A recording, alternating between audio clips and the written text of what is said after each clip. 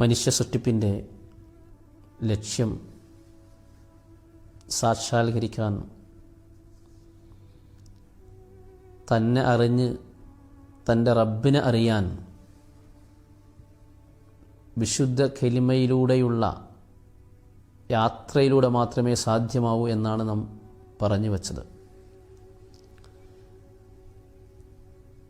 ജീവൽ കലിമകളാകുന്ന പ്രവാചകന്മാർ അവരുടെ പ്രതിനിധികളിലൂടെ കൈമാറ്റം ചെയ്യപ്പെടുന്ന കലിമ ആത്മാവിലേക്ക് ഏറ്റുവാങ്ങി ആദിമ ഉടമ്പടി ദൈവവുമായി ചെയ്ത ആദിമ ഉടമ്പടി പുതുക്കി സ്വന്തത്തെ അറിഞ്ഞ് റബ്ബിനെ അറിയുക.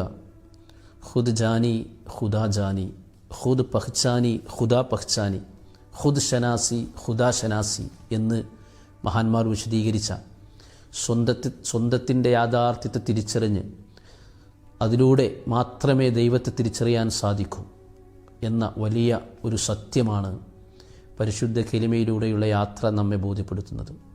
എന്താണ് ഈ സ്വന്തത്തിൻ്റെ യാഥാർത്ഥ്യം? സ്വന്തത്തിൻ്റെ യാഥാർത്ഥ്യം എന്താണ്? പ്രപഞ്ചത്തിൻ്റെ യാഥാർത്ഥ്യം എന്ന് മനസ്സിലാക്കാൻ പ്രപഞ്ചത്തിൻ്റെ ഒരു ചെറിയ മാതൃകയാണ് മനുഷ്യനെന്ന മഹാത്ഭുതം. ഇബ്നു അറബി റളിയല്ലാഹു അൻഹു തങ്ങളെ പോലുള്ള മഹാന്മാരൊക്കെ വിശദീകരിച്ച് നമുക്ക് കാണാൻ കഴിയും. ആലം സഗീർ എന്ന് പറയുന്ന വലിയ ലോകത്തിൻ്റെ ചെറിയ രൂപമാണ് ആലം കബീർ എന്ന വലിയ ലോകത്തിൻ്റെ ചെറിയ രൂപമാണ് ആലം സഗീർ എന്ന മനുഷ്യൻ. ഉൽപ്പത്തിയെക്കുറിച്ചുള്ള ചിന്തയിലേക്ക് നമ്മൾ പ്രവേശിക്കുമ്പോൾ അത് മനുഷ്യോൽപ്പത്തി, പ്രപഞ്ചത്തിൻ്റെ ഉൽപ്പത്തി അല്ലെങ്കിൽ ദൈവത്തിൻ്റെ അസ്തിത്വം, ഇതൊക്കെ ഈ അന്വേഷണത്തിൽ നമുക്ക് പ്രതിപാദ്യ വിഷയമായി മാറും. ഉദാഹരണമായി പരിശുദ്ധ കലിമയുടെ വചനങ്ങളിലേക്ക് നമ്മൾ പ്രവേശിക്കുമ്പോൾ പടച്ച തമ്പുരാൻ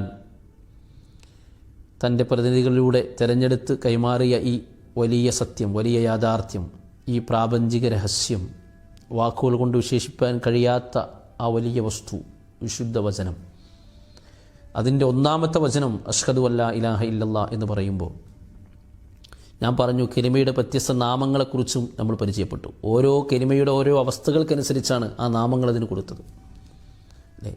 അപ്പോൾ കലിമത്തു ഷഹാദയെ നമുക്ക് ഈ ഒരു വോയിസിൽ നമുക്ക് പരിചയപ്പെടാം. കലിമത്തു ഷഹാദ, അഷ്ഹദു എന്ന് പറയുമ്പോൾ എന്താണ് അതിൻ്റെ അർത്ഥം?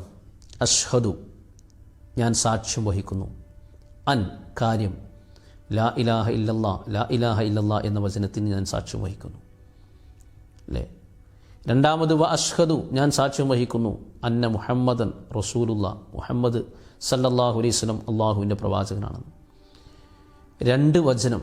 കലിമ എപ്പോഴും, വിശുദ്ധ കലിമ എന്ന് പറയുമ്പോൾ എപ്പോഴും രണ്ട് അസ്തിത്വത്തെ ചേർത്തിട്ടാണ് ഉണ്ടാവുക. അത് മുൻകഴിഞ്ഞ പ്രവാചകന്മാരായാലും സർവ്വലോക മാനവരാശിക്ക് വേണ്ടി അവസാനം നിയോഗിക്കപ്പെട്ട പ്രവാചകർ മുഹമ്മദ് റസൂൽ സല്ലല്ലാഹു അലൈഹി വസല്ലം തങ്ങളായാലും.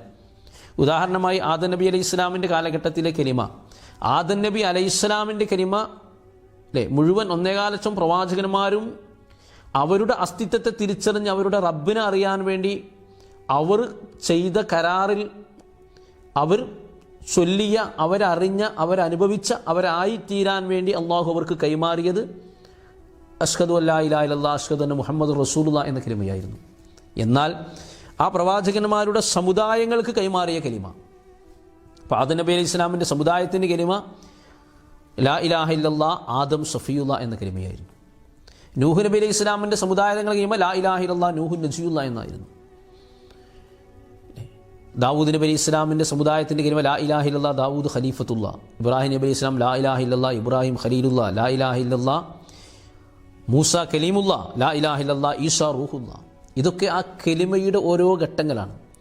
ഈ പറയപ്പെട്ട 1.25 ലക്ഷം പ്രവാചകന്മാരുടെയും സമ്പൂർണ്ണമാക്കപ്പെട്ടത് ലാ ഇലാഹ ഇല്ലല്ലാഹ് മുഹമ്മദുർ റസൂലുള്ളാഹ് എന്ന കലിമയിലൂടെയാണ്.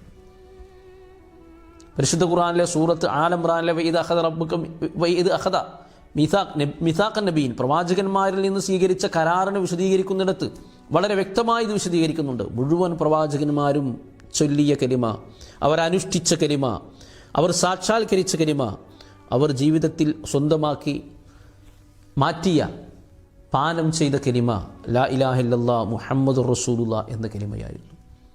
അതുകൊണ്ടാണ് ഭൂലോകത്തെ ഏറ്റവും ശ്രേഷ്ഠമായ ദിക്റായി ലാ ഇലാഹ ഇല്ലല്ലാഹ് മുഹമ്മദുർ റസൂലുള്ളാഹി സ്വല്ലല്ലാഹു അലൈഹി വസല്ലം ആയി മാറിയത്.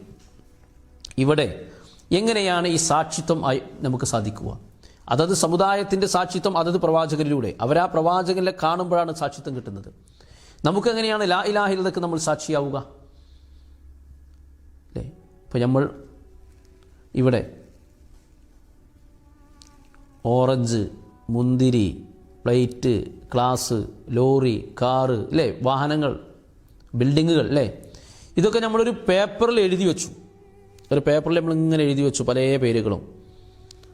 ആ പേപ്പറിൽ എഴുതിയ ആ വാക്കുകൾ കാണുന്നത് കൊണ്ട് അതിന് സാക്ഷിയാവലാവുകയില്ല. കാരണം സാക്ഷിയാവുക എന്ന് പറയാൻ കാണുമ്പോഴാണ് സാക്ഷിയാവുക.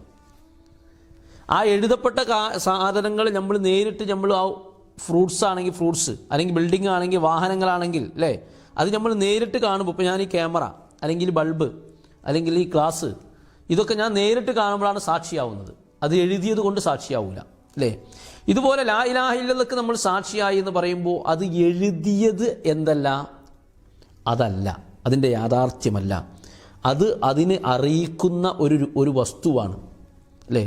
അതിന് ദാലി എന്ന് പറയുക, ആ വസ്തുവിന് ഒരു പദം എന്നുള്ളതും ഭാഷാപ്രയോഗം എന്നുള്ളതും ആ യാഥാർത്ഥ്യത്തെക്കുറിച്ച് അറിയിച്ചു തരാനുള്ള ഒരു വസ്തു മാത്രമാണ്, അല്ലേ? അപ്പോൾ എഴുതപ്പെടുന്ന ഒരു വസ്തു, ഗ്ലാസ് എന്ന് എഴുതിയത് നമ്മൾ കാണുമ്പോൾ ഗ്ലാസ് ആദ്യം കണ്ട നമുക്ക് ആ ഗ്ലാസ് ഓർമ്മ വരുന്നത് പോലെ ലാ ഇലാഹ ഇല്ലല്ലാഹ് എന്ന് എഴുതിയത് കാണുമ്പോൾ നമുക്ക് ആ കലിമയുടെ യാഥാർത്ഥ്യത്തെക്കുറിച്ച് നമുക്ക് ഓർമ്മ വരുന്നില്ല. കാരണം നമ്മൾ കലിമയെ കണ്ടിട്ടില്ല. ഇതാണ് വിഷയം, അല്ലേ? അപ്പോൾ എങ്ങനെയാണ് അത് സാധ്യമാവുക? മഹാനായ അബൂ ഹുറൈറ റളിയല്ലാഹു അൻഹു മദീനയുടെ തെരുവോരങ്ങളിൽ ഓടിക്കൊണ്ടിരിക്കുകയാണ്. ഞാൻ എൻ്റെ റബ്ബിനെ കണ്ടു, ഞാൻ എൻ്റെ അള്ളാഹിനെ കണ്ടു, ഞാൻ എൻ്റെ റബ്ബിനെ കണ്ടു എന്ന് പറഞ്ഞ് ഓടിക്കൊണ്ടിരിക്കുകയാണ്. ഈ രംഗത്തിന് സാക്ഷിയായ ഉമർ ഇബ്നുൽ ഖത്താബ് റളിയല്ലാഹു അൻഹു റസൂൽ സ്വല്ലല്ലാഹു അലൈഹി വസല്ലം തങ്ങളുടെ സന്നിധിയിൽ വന്നുകൊണ്ട് സങ്കടം പറയുകയാണ്. യാ റസൂലല്ലാഹ്, നമ്മൾ അബൂ ഹുറൈറ റളിയല്ലാഹു അൻഹു മാനസികമായിട്ടുണ്ട്, അല്ലേ, ബുദ്ധിക്ക് വിഭ്രാന്തി സംഭവിച്ചിട്ടുണ്ട്, ഇങ്ങനെ പറയുന്നുണ്ട് എന്ന് പറഞ്ഞു. അപ്പോൾ റസൂൽ സ്വല്ലല്ലാഹു അലൈഹി വസല്ലം തങ്ങൾ പറഞ്ഞു, എന്നാൽ എൻ്റെ അടുത്തേക്ക് കൂട്ടിക്കൊണ്ടുവരൂ. ഉമർ റളിയല്ലാഹു അൻഹു അബൂ ഹുറൈറ റളിയല്ലാഹു അൻഹു റസൂൽ സ്വല്ലല്ലാഹു അലൈഹി വസല്ലം തങ്ങളെ സന്നിധിയിലേക്ക് കൂട്ടിക്കൊണ്ടുവരികയാണ്. അപ്പോൾ റസൂൽ സ്വല്ലല്ലാഹു അലൈഹി വസല്ലം തങ്ങൾ ചോദിക്കാൻ, എന്താ അബൂ ഹുറൈറ നിങ്ങൾ പറയുന്നത്? ഞാൻ എൻ്റെ റബ്ബിനെ കണ്ടു എന്ന് തന്നെയാണ് ഞാൻ പറയുന്നത്. ഈ സമയത്ത് ഹബീബ റസൂൽ സല്ലല്ലാഹു അലൈഹി വസല്ലം തങ്ങൾ പറയുന്നു, സദഖത യാ അബൂ ഹുറൈറ, മൻ റആനി ഫഖദ് റഅൽ ഹഖ്. അബൂ ഹുറൈറ, നിങ്ങൾ പറഞ്ഞത് സത്യമാണ്. എന്നെ കണ്ടവൻ അല്ലാഹുവിനെയാണ് കണ്ടത്, എന്നെ കണ്ടവൻ അല്ലാഹുവിനെയാണ് കണ്ടത്, അല്ലേ? എന്ത് രസകരമായ ഒരു വിശദീകരണമാണത്. ഇതുകൊണ്ടാണ് റസൂൽ സല്ലല്ലാഹു അലൈഹി വസല്ലം നമുക്ക് വിശദീകരിച്ച് പറഞ്ഞു, തൂബാ ലിമൻ റആനി വലിമൻ റആമൻ റആനി വലിമൻ റആമൻ റആനി വഹുസ്ന മആബ്.